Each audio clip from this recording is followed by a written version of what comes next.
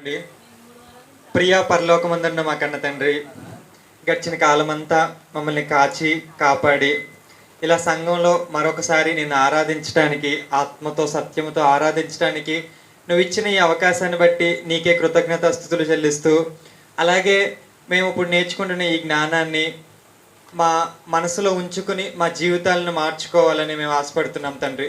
మా జీవితంలో జరుగుతున్న ప్రతి మేలుని బట్టి యేసుక్రీస్తు వారి నామంలో కృతజ్ఞతాస్తుతులు చెల్లిస్తూ ఈ చిన్ని ప్రార్థనని యేసుక్రీస్తు వారి నామంలో అడిగి వేడుకుంటున్నాం తండ్రి. ఆమేన్. అందరికీ వందనాలండి. నేను ఈరోజు ఒక చిన్న పాఠం చెప్పాలనుకుంటున్నాను. ఏంటంటే, యేసుక్రీస్తు వారు భూమి మీదకి వచ్చినప్పుడు ఏ విషయం చెప్పాలన్నా ఆయన ఒక ఫార్మెట్లో చెప్పేవాళ్ళు. ఎవరైనా చెప్పగలరా? ఉపమానాల రూపంలో చెప్పేవాళ్ళు. ఈరోజు నా పాఠం ఏంటంటే ఉపమానములోని ఉపదేశం. ఉపమానంలోని ఉపదేశం అంటే ఆయన చాలా ఉపమానాలు చెప్పారు. నేను ఈరోజు మాత్రం ఒక ఉపమానాన్ని తీసుకుని దానిలో ఉన్న ఆయన చెప్పిన భావం ఏమై ఉంటుందో ఆలోచించే ప్రయత్నం చేద్దాం. బైబిల్లో మీకు తెలిసిన కొన్ని ఉపమానాలు చెప్పండి. యేసుక్రీస్తు వారు చెప్పిన ఉపమానాల్లో మీకు వెంటనే మనసులోకి వచ్చేవి 1-2 చెప్పండి. విత్తువాడిని గురించి ఉపమానము, తప్పిపోయిన కుమారుడు, ఇలా మనం అనేకమైన చాలా మట్టుకు ఉపమానాల టైప్లోనే చెప్పారు. ఇప్పుడు నేను ఎంచుకున్న వాక్య భాగం ఏంటంటే మంచి సమరయుడు. ఈ మంచి సమరయుడి గురించి యేసుక్రీస్తు వారు చెబుతున్న ఆయన అనుకుంటున్న అర్థం ఏంటి, ఆయన ఏ కోణంలో చెప్పారో ఈ విషయాన్ని మనం చూద్దాం. దీన్ని మనం మత్తయి సువార్తలో చూడొచ్చు, మార్కు సువార్తలో చూడొచ్చు, లూకా సువార్తలో కూడా చూడొచ్చు. మనకి యేసుక్రీస్తు వారు చెప్పిన ఉపమానాల్లో కొన్ని మత్తయి సువార్తలోనే కనిపిస్తాయి, కొన్ని మార్కు సువార్తలో, లూకా సువార్తలో కనిపించకపోవచ్చు, కానీ కొన్ని మాత్రం అన్ని సువార్తల్లో కూడా క్యారీ ఫార్వర్డ్ అవుతూ ఉంటాయి. ఈ పర్టికులర్ మంచి సమరయుడు అనేది కూడా మనం మత్తయి సువార్తలో చూడొచ్చు, మార్కు సువార్తలో చూడొచ్చు, లూకా సువార్తలో కూడా చూడొచ్చు. మత్తయి సువార్తలో 22వ అధ్యాయం 34 నుంచి 40వ వచనాల వరకు ఉంటుందండి. అలాగే మార్కు సువార్తలో కూడా 12వ అధ్యాయంలో దీని గురించి ఇన్ఫర్మేషన్ ఉంటుంది. ఇప్పుడు మనం డైరెక్ట్గా లూకా సువార్తలోకి వెళ్దాం. ఎందుకంటే లూకా గారు మనకి ఇంకా ఎక్కువ ఇన్ఫర్మేషన్ని ఆయన కోట్ చేయడం జరిగింది. సో మనం డైరెక్ట్గా లూకా సువార్తలోకి వెళ్దాం. లూకా సువార్త 10వ అధ్యాయం 25వ వచనం.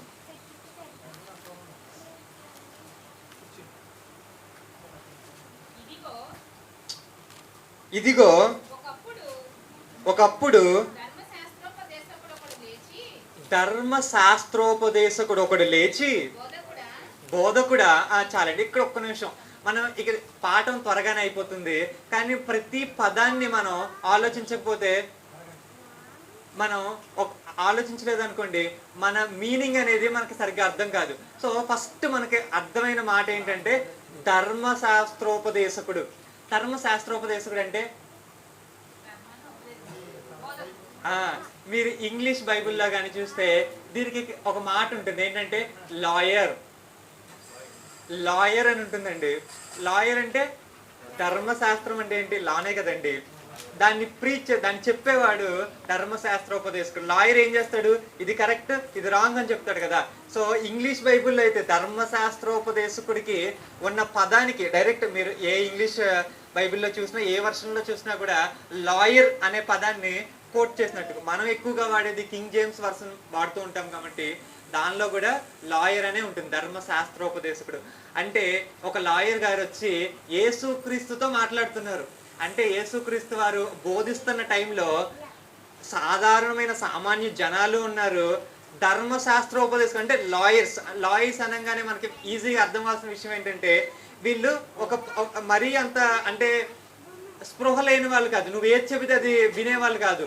నిన్ను ప్రశ్నిస్తారు, కావాలంటే నువ్వు ఒక తప్పు మాట్లాడావంటే దాన్ని నిలదీసే ఒక తత్వం ఉన్నవాళ్ళు. ఎందుకంటే అంతగా చదువుకున్నారు. లాయర్, టీచర్ అంటే వాళ్ళు కొంచెం ఆల్రెడీ మెచ్యూర్డ్ పర్సన్స్. వాళ్ళకి ఏది కరెక్టో ఏది రాంగో కొంచెం ఐడియా ఉంటుంది కాబట్టి నువ్వు చాలా జాగ్రత్తగా ఉండాలి అనే ఒక కోణంలో మనం ఆలోచిస్తే, ఇక్కడ ఒక శాస్త్రోపదేశకుడు వచ్చాడంట. వచ్చి యేసుక్రీస్తు వారిని అడుగుతున్నారు ఒక క్వశ్చన్. ఏంటో చూద్దాం. బోధకుడా, నిత్య జీవమునకు వారసుడు అగుటకు నేనేమి చేయవలనని ఆయనను శోధించుచు అడిగాను. ఇప్పుడు ఫస్ట్ పదం ఆయన అడిగిన ఆ ధర్మశాస్త్రోపదేశకుడు వచ్చి క్వశ్చన్ చాలా సింపుల్ అండి. ఏంటంటే నిత్య జీవితానికి వెళ్ళాలంటే నేను ఏం చేయాలి అని అడిగారు. ఈ ప్రశ్నకి ఆన్సర్ ఇక్కడ ఎంతమందికి తెలుసండి? మనం అందరం వచ్చింది అందుకే దేవుడి మాటల ప్రకారంగా మనం బ్రతికితే మనకి నిత్య జీవితం వస్తుంది. ఇక్కడ ధర్మశాస్త్రోపదేశకుడు కూడా వచ్చి పరలోకం వెళ్ళాలంటే ఏం చేయాలండి, పరలోకం వెళ్ళాలంటే ఏం చేయాలండి యేసుక్రీస్తు వారిని అడుగుతున్నారు. ఒకవేళ ఆయన అలాగే అడుగుండుంటే మనం ఇంతగా చెప్పుకోవాల్సిన అవసరం లేదు. కానీ ఆయన ఎందుకు అడుగుతున్నాడంటే శోధించుచు అడుగుతున్నాడంట. అంటే ఈయన ఆ విషయం ఈయన ఏం చెబుతాడో అని కాదు, ఈయన్ని ఒకవేళ యేసుక్రీస్తు వారు ఏమైనా తప్పు చెప్తారేమో. శోధించడం అంటే అదే కదండి. ఇప్పుడు నీకు ఆన్సర్ తెలిసినా కూడా నువ్వు ఒకరిని క్వశ్చన్ అడుగుతున్నావు, దాని అర్థం ఏంటి? ఇప్పుడు ఒకవేళ నువ్వు తప్పు చెప్పావనుకో, ఇప్పుడు సమాజం మధ్యలో నేనేం చేయాలి? ఇదిగో ఇతనికి ఇది కూడా తెలియదని చెప్పాలి. ఇంతకీ ధర్మశాస్త్రోపదేశకుడికి నిత్య జీవితం గురించి ఎలా తెలుసు అంటారు? ఎందుకంటే పాత నిబంధనలో ఆ విషయం ఆల్రెడీ రాయబడి ఉంది కాబట్టి. చూద్దామండి ఒకసారి. దానియేలు గ్రంథం 12వ అధ్యాయం 2వ వచనం. దానియేలు గ్రంథం 12వ అధ్యాయం 2వ వచనం. మరియు సమాధులలో నిద్రించిన అనేకులు మేల్కొందురు, కొందరు నిత్య జీవమును అనుభవించుటకును, కొందరు నిందల పాలవుటకును. చాలండి, మీకు ఇన్ఫర్మేషన్ అర్థమైంది అనుకుంటున్నాను. ఆల్రెడీ యేసుక్రీస్తు వారు రావడానికి ముందున్న పాత నిబంధనలో దేని గురించి ఉందంటే నిత్య జీవితం గురించి ఉంది. ఈ విషయం తెలిసిన ధర్మశాస్త్రోపదేశకుడు వచ్చి యేసుక్రీస్తు వారి దగ్గరికి, ఏమయ్యా బోధకుడా, బోధకుడా అంటే ఎలా సంబోధిస్తున్నాడు అంటే యేసుక్రీస్తు వారికి అప్పటికే చాలా ఫేమస్ అయిపోయారు. ఎందుకంటే ఆయన చాలా క్రియలు ఆల్రెడీ అప్పటికే చేస్తారు. కుష్టు వ్యాధుల్ని బాగు చేశారు. ఆయన చేసిన చాలా పనులు బట్టి ఆయన ఆల్రెడీ ఫేమస్ అయిపోయారు. అలా ఫేమస్ అయిపోయిన ఆయన దగ్గరికి వచ్చి శోధించుచు, అంటే గబాలుమని ఒకవేళ ఏమైనా తప్పు చెబితే ఈయనకంటే నేను గొప్పవాడిని, అంతే కదండి. ఇప్పుడు ఒక అబ్బాయి ఉన్నాడు, చాలా మంచోడు, చాలా గొప్పగా మనకంటే గొప్పగా మంచి పనులు చేస్తున్నాడు అనుకోండి. ఇప్పుడు అతనికంటే నువ్వు గొప్ప అని చెప్పాలంటే ఏం చేయాలంటే అతన్ని ఏదో ఒక విషయంలో ఓడించాలి, అంతే కదా. ఇప్పుడు యేసుక్రీస్తు వారి దగ్గరికి కూడా ధర్మశాస్త్రోపదేశకుడు వచ్చి నిత్య జీవితానికి వెళ్ళాలంటే ఏం చేయాలి అని అడుగుతున్నాడు. ఇది ఆల్రెడీ పాత నిబంధనలో కూడా రాయబడి ఉంది. కానీ ఈయన ఎందుకు అడుగుతున్నాడంటే ఒకవేళ ఎక్కడన్నా దొరికాడు అనుకోండి, ఆ మాటను పట్టుకుని యేసుక్రీస్తు వారి కంటే నేను గొప్పవాడిని అని చెప్పుకోవాలని ఈయన ట్రై చేస్తున్నారు. ఇంతకీ నాకు డౌట్ వచ్చింది. ఏంటంటే యేసుక్రీస్తు వారే ఎందుకు? అప్పట్లో రాజులు లేరా? రాజులు ఎదిరించవచ్చు కదా. ఇప్పుడు ఈయన దగ్గరికి వచ్చి శోధించాడు. హేరోదు రాజు ఉన్నాడు, హేరోదు రాజు దగ్గరికి వెళ్ళి ఆయనకి సంబంధించిన క్వశ్చన్ ఏదో అడగచ్చు కదా. యేసుక్రీస్తు వారే ఎందుకు? ఎందుకంటే యేసుక్రీస్తు వారు భూమి మీదకి వచ్చినప్పుడు హేరోదు రాజు కంటే కిరీటం ఉంది, రథాలు ఉన్నాయి, ఆయనకు ఒక స్టేటస్ ఉంది, ఆయన ఒక చాలా అత్యున్నతమైన స్థితిలో ఉన్నాడు. ఆయన అంత గొప్పగా ఉండడానికి ఆయన ఉన్న పేరు ప్రఖ్యాతులను బట్టి ఆయన సరిపోయింది. కానీ యేసుక్రీస్తు వారు ఈయనకి ప్రజాదరణ చూస్తే చాలా ఎక్కువగా ఉంది. అంటే ప్రజల్లోకి ఆయన వెళ్తే ఆయన చేసిన పనులు బట్టి ప్రతి వాళ్ళు ఆదరిస్తున్నారు. యేసుక్రీస్తు వారు వస్తున్నారంటే అందరూ ఆదరిస్తున్నారు. అందరూ ఆయన ఏం చెప్పాలో ఏం చెబుతారో అని ఎదురు చూస్తున్నారు. కానీ ఈయన సామాన్యుడిలాగా ఉన్నాడు, కాలినడకన వెళ్ళిపోతున్నాడు. ఈయన డబ్బున్న వాళ్ళు పిలిచినా వెళ్తున్నారు, పేదవాళ్ళు పిలిచినా వెళ్తున్నారు, సమాజంలో అట్టడుగునున్న వాళ్ళు పిలిచినా వెళ్తున్నారు, ఎవరు పిలిచినా వెళ్తున్నారు. అంటే ఎక్కడ కూడా వ్యత్యాసం చూపించట్లేదు. కాబట్టి సాధారణంగానే ఒక మనిషి ఎవరి దగ్గరికైనా వెళ్తున్నాడంటే ఈయన ఏమనుకున్నాడంటే సామాన్యుడే, యేసుక్రీస్తు వారంటే సామాన్యుడే. కానీ ప్రజలు ఏం చేస్తున్నారు? చాలా ఆదరణ చూపిస్తున్నారు. ఇప్పుడు నేను కూడా ప్రజల్లో ఇంత మంచిగా సాధించాలి, ఇతనికంటే గొప్ప అని చెప్పుకోవాలంటే ఇతనిలో ఏదో ఒక్కటి పట్టుకుంటే చాలు. ఇదిగో ఇతనికి తెలియదు నేను ఒకటి చెప్పానంటే ఇతనికంటే గొప్పనే కదండి. సో అలాంటి కోణంలో అలాంటి ఉద్దేశంతో ఈ ధర్మశాస్త్రోపదేశకుడు వచ్చి క్వశ్చన్ అడిగాడు. క్వశ్చన్ కరెక్టే, నిత్య జీవితం రావాలంటే, పరలోకం రావాలంటే ఏం చేయాలి? అప్పుడు యేసుక్రీస్తు వారికి దానికి సమాధానం చెప్పొచ్చు. కానీ యేసుక్రీస్తు వారికి ఏం తెలుసు? యేసుక్రీస్తు వారికి సమస్తము తెలుసు. ఈయన ఆలోచనలన్నీ ఎరిగిన యేసుక్రీస్తు వారు దీనికి ఆన్సర్ చెప్పడానికి బదులు ఆయన క్వశ్చన్ అడుగుతారు. ఏంటంటే నీకు ధర్మశాస్త్రం తెలుసు కదా, ధర్మశాస్త్రంలో ఏమి రాయబడి ఉంది? నువ్వెవరివి? ధర్మశాస్త్రోపదేశకుడివి. నువ్వేం అడుగుతున్నావు? పరలోకం వెళ్ళాలంటే ఏం చేయాలి? పరలోకం వెళ్ళాలంటే ఏం చేయాలో ధర్మశాస్త్రంలో ఏం రాయబడి ఉంది అని అడుగుతాడండి.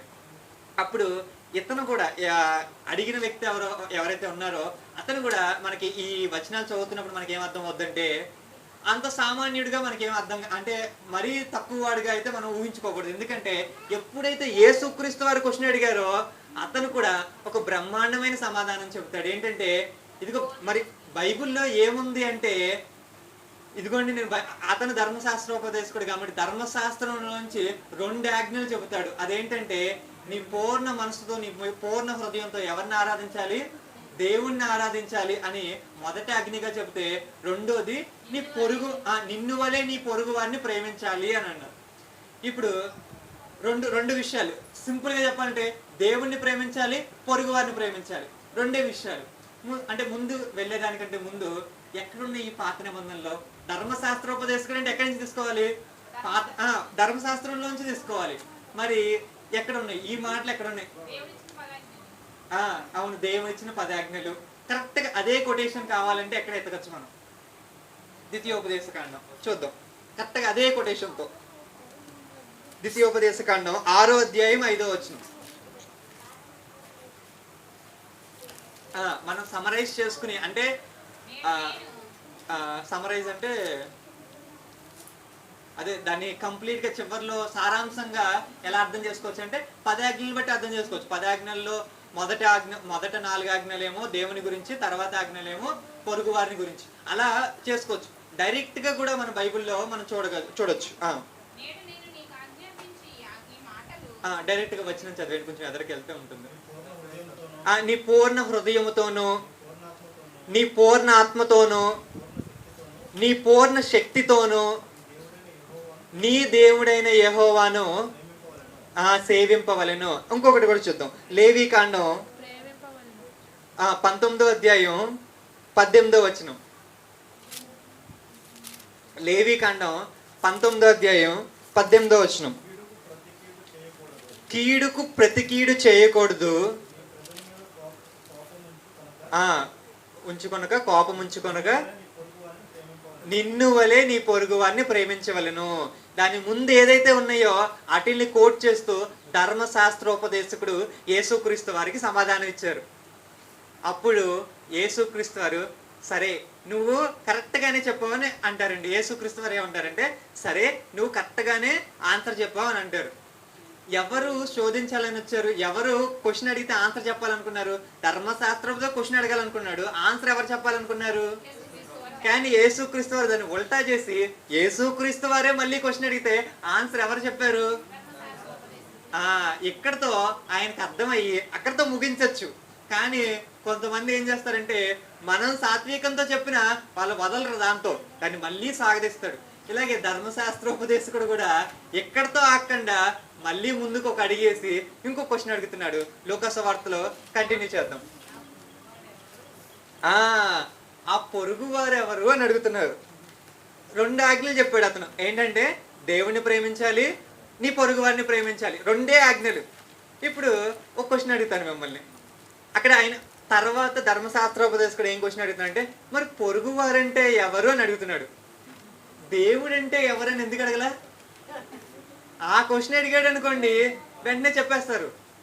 ఇప్పుడు ధర్మశాస్త్రోపదేశుడు ఎందుకు వచ్చాడు? శోధించడానికి వచ్చాడు. ఇప్పుడు దేవుడు ఎవరు అంటే వెంటనే యేసుక్రీస్తు వారు ఏం చెప్పొచ్చు? నువ్వు ఎవరినైతే సేవిస్తున్నావో ఆయనే దేవుడు అని చెప్పొచ్చు. వెంటనే అయిపోతుంది, ఇంకా మారు మాట్లాడడానికి ఛాన్స్ ఉండదు. కానీ పొరుగువారు ఎవరు అని అడిగారు అనుకోండి, ఏం చెప్తారు? గబాల్మని ఎదురింటి వాళ్ళు అనుకోండి, అయితే పక్కింటి వాళ్ళు కాదా అని అడగచ్చు. కౌంటర్ వేయడానికి ఛాన్స్ ఉంటుంది. లేదు యూదులందరూ ఉన్నారనుకోండి, మరి మిగతా వాళ్ళు కాదా? లేకపోతే మీ ఊర్లో ఉన్న వాళ్ళంటే పక్క ఊరు ఉన్న వాళ్ళు కాదా? ఇలా ఈ క్వశ్చన్కి చాలా ఆన్సర్లు ఉన్నాయి. ఒకవేళ ఏమన్నా పొరపాటుగా చెప్పారనుకోండి, అప్పుడు యేసుక్రీస్తు వారిని ఇరకాటంలో పడేయచ్చు అని అనుకుని ఇతను ఏమంటున్నాడంటే, మీ పొరుగు వారంటే ఇంతకీ సరే మీరు చెప్పింది అర్థమైంది, ధర్మశాస్త్రంలో కూడా 2 ఆజ్ఞలు ఉన్నాయి, దేవుణ్ణి ప్రేమించాలని, పొరుగు వారిని ప్రేమించాలి, మరి పొరుగు వారంటే ఎవరు అనే క్వశ్చన్ని ఆయన రేస్ చేశాడు. అప్పుడు యేసుక్రీస్తు వారు దీనికి సమాధానంగా ఒక ఉపమానాన్ని చెబుతారు. ఆ ఉపమానం చదువుదామండి. ఒక మనుష్యుడు యెరూషలేము నుండి ఎరికో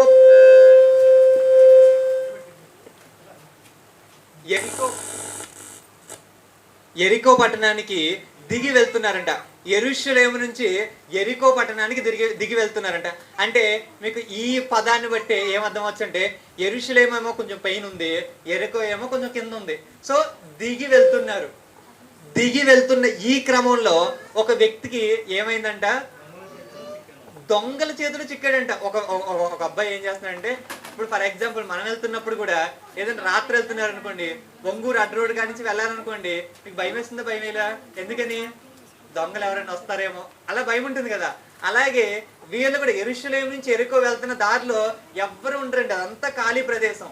ఆ ఖాళీ ప్రదేశంలో దొంగలు కాచుకుని ఉంటారు, ఎవరు వస్తారా వాళ్ళ దగ్గర నుంచి ఏమి లాక్కోవాలని.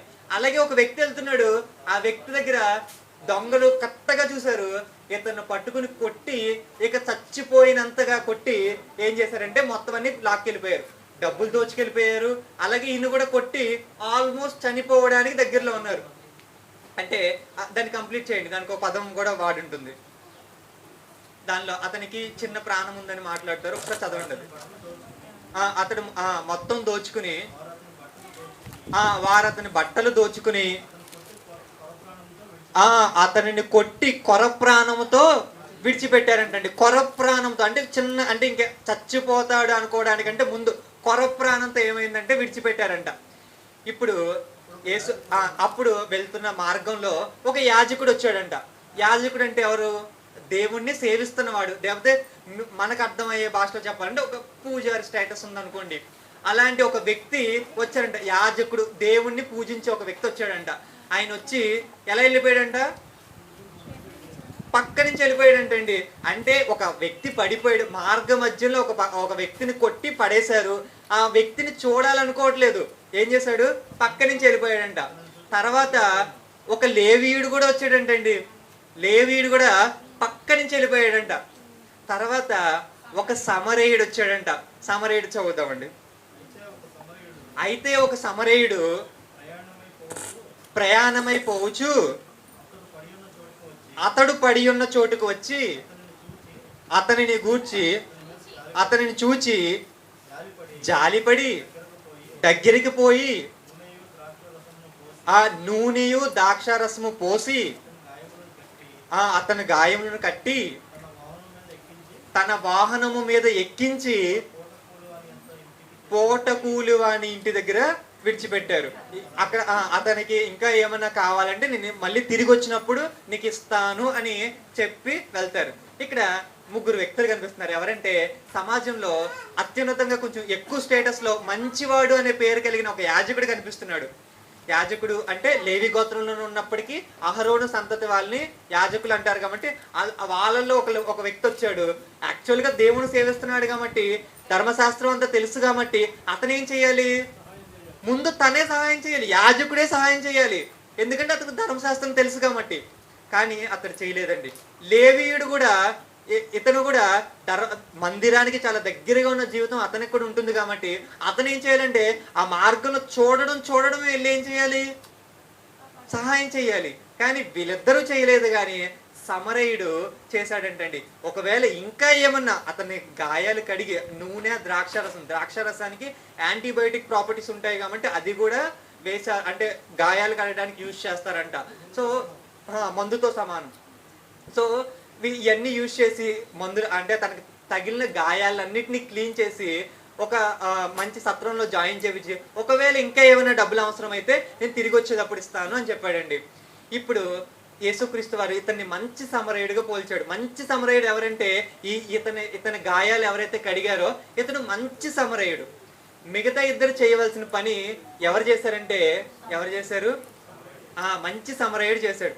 ఇప్పుడు మనకు అర్థం అవ్వాల్సింది ఏంటంటే అక్కడ సమరయుడనే యేసుక్రీస్తు వారు ఎందుకు వాడారు, ఆ పదమే ఎందుకు వాడారు? ఎందుకంటే ఇది యేసుక్రీస్తు వారు చెబుతున్నారు, ఒక ఉపమానంగా చెబుతున్నారు, అంటే ఒక ఎగ్జాంపుల్ గా చెప్తున్నారు. ఎగ్జాంపుల్ ఎవరి పేరైనా వాడచ్చు, ఆ పేరే ఎందుకు వాడారు? యూదులు లేరా? బెన్యామీను గోత్రం లేరా? ఎఫ్రాయిం లేరా, మనిషే లేరా? ఎన్ని మంది ఉన్నారండి? యూదులు ఉన్నారు, గలిలయలు ఉన్నారు. ఇన్ని మంది ఉండగా సమరయులే ఎందుకు? ఎందుకంటే మీకు ఒక యేసుక్రీస్తు వారికి బావి దగ్గర నీళ్ళు ఇవ్వడానికి ఒక స్త్రీ వస్తుంది, సమరయ స్త్రీ. ఆవిడ ఒక మాట అంటుంది, ఏంటంటే యూదులు ఎవరితో సాంగత్యం చేయరు? సమరయులతో సాంగత్యం చేయరు. యాక్చువల్గా యేసుక్రీస్తు మనకి పాత నిబంధనలో భూములు ఇచ్చినప్పుడు యూదులకి పైన గలిలయ, ఈ సమరయ మొత్తం అంతా ఇజ్రాయేలీలే ఉండేవాళ్ళు.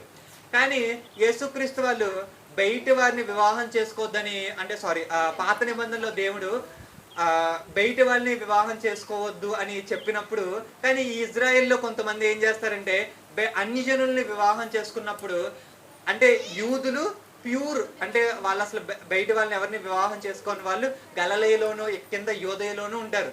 కానీ మధ్యలో సమరయ్య ఏదైతే ప్రాంతం ఉందో, ఈ ప్రాంతంలో ఉన్న వాళ్ళు బయట వారిని వివాహం చేసుకోవడానికి లైక్ ఇంట్రెస్ట్ చూపించి వివాహం చేసుకుని ఆ ప్రాంతం అంతా ఎలా అయిపోతుందంటే మిశ్రిత జనాంగంగా అయిపోతుంది. అంటే ప్యూర్ యూదులుగా కాకుండా వాళ్ళు ఎలా ఉంటారంటే బయట వారిని అన్ని జనుల్ని వివాహం చేసుకుని విగ్రహారాధనకి చోటిచ్చినట్టుగా మనం అర్థం చేసుకోవచ్చు. ఇక్కడ ఈ పదాన్ని ఎందుకు చూపించారంటే యూదులకి వీళ్ళంటే ఇష్టం ఉండదు.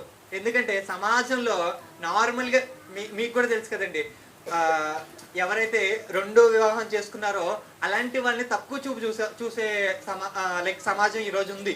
అంటే రెండో వివాహం లేకపోతే లైక్ అక్రమ సంబంధాల ద్వారా వచ్చిన ఏవైతే ఉన్నాయో అలాంటి కుటుంబాన్ని కొంచెం తక్కువ చూపుతో చూసే అవకాశం ఉంటుంది. ఇక్కడ సేమ్ అలాంటిది కాకపోయినా అలాంటి కోవకు చెందింది ఏంటంటే దేవుడు ఏం చెప్పంటే అన్ని జనులు వివాహం చేసుకోవద్దని చెబుతాడు. కానీ ఇజ్రాయెల్ ఏం చేస్తారంటే అన్ని జనులు వివాహం చేసుకుంటారు. ఇలా వివాహం చేసుకోవడం వలన ఇక్కడ సమరయ ప్రాంతంలో వీళ్ళందరూ ఉంటారు. యూదులకి వీళ్ళు ఎవరు నచ్చరు, ఎందుకంటే దేవుని ఆజ్ఞని మీరారు. కాకపోతే వీళ్ళు ఎలా ఉంటారంటే కొంచెం కఠినంగా ఉంటారు ఎవరి పట్ల? సమరయుల పట్ల. వాళ్ళని అసలు దగ్గరికే చూడనట్టుగా, అంటే వాళ్ళని అంత సమాజంలో అంత రెస్పెక్ట్గా, లేకపోతే యూదులు దృక్కోణంలో వాళ్ళంత గ్రేట్గా లేరు. యేసుక్రీస్తు వారు ఈ పదాలు ఏమి అంటే ఈ పక్కనున్న యూదులు కానీ గలిలయలు కానీ లేకపోతే ఎఫ్రాయిము, మనష్షే గోత్రాల్లో ఎవరి పేరుని ఉపయోగించుకోకుండా సమరయుడిని ఎందుకు వాడాడంటే, ఇప్పుడు నీ పొరుగువారు ఎవరు అని ఈ ధర్మశాస్త్రోపదేశకుని అడిగితే ధర్మశాస్త్రోపదేశకుడు ఎవరి పేరు చెప్తాడంటే ఈ మంచి సమరయుడి పేరే చెప్తాడు. ఇప్పుడు దేవుడు ఇక్కడ ఏం పడగొడుతున్నాడంటే, ఏ గోడను పడగొడుతున్నాడంటే, ఇదిగో నీ పొరుగువారంటే నీకు ఇష్టమైన నీ పక్కన ఉన్న వాళ్ళే కాదు, నీ శత్రువులు కూడా ఎవరు? నీ పొరుగువారే. నువ్వు ఎవరినైతే హీనంగా చూస్తున్నావో, నువ్వు ఎవరినైతే శత్రువు కోణంలో చూస్తున్నావో వాళ్ళు కూడా నీకెవరు? పొరుగువారే అని చెప్పడానికి ఉద్దేశించి దేవుడు సమరయుడు అనే పదాన్ని వాడాడు. చాలా మంది ఉపమానమే కాబట్టి ఎవరి పదమైనా వాడచ్చు, కానీ సమరయుడు అనే పదమే ఎందుకు వాడాడంటే శత్రువు కూడా నీ పొరుగువాడే అని చెప్పడానికి యేసుక్రీస్తు వారు ఇలా ఈ ఉపమానాన్ని ఎంచుకుని ఆయన చెప్పాడు. కానీ ఇక్కడితో మనం ఆపేస్తే జస్ట్ పదాలకి మీనింగ్ మాత్రమే మనం చూసినట్టు, కానీ దీని వెనకాల ఇంకొక మీనింగ్ కూడా ఉంది. అది చెప్పుకుని ముగించుకుందాం. అదేంటంటే ఇక్కడ ఈ పర్టికులర్ సందర్భంలో మీకు అర్థమైంది కదా, ఎవరు?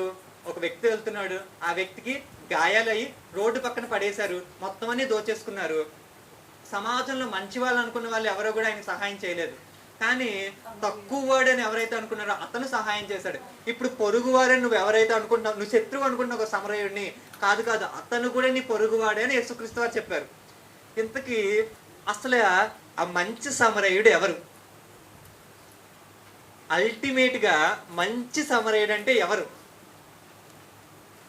నేను ఫస్ట్లో ఒకటి నొక్కి చెప్పాను, ఏంటంటే అవసరం లేకపోయినా ఒక విషయం నొక్కి చెప్పాను. అదేంటంటే యెరూషలేము నుంచి యెరికోకి దిగి వస్తున్నాడండి ఈ వ్యక్తి. ఎవరైతే వ్యక్తి ఉన్నాడో ఆ వ్యక్తి దిగి వస్తున్నాడంట. ఇప్పుడు కాదండి, మంచి సమరయుడు కూడా అటే వస్తున్నాడు. కానీ ఎవరైతే దెబ్బలు పడి ఉన్నాడో అతను కూడా ఎక్కడి నుంచి వస్తున్నాడు? యెరూషలేము నుంచి వస్తున్నాడు. ఇప్పుడు ఇలా మనం కూడా ఎక్కడి నుంచో దిగొచ్చాం, దేవుడి దగ్గర నుంచి వచ్చిన వాళ్ళమే కదండి. మనం కూడా పరలోకంలో ఉండి చనిపోయి తిరిగి మళ్ళీ ఎక్కడికి వెళ్ళాలి? మళ్ళీ దేవుడి దగ్గరికి వెళ్ళాలి. మనం కూడా మార్గ మధ్యలో ప్రయాణిస్తున్నాం.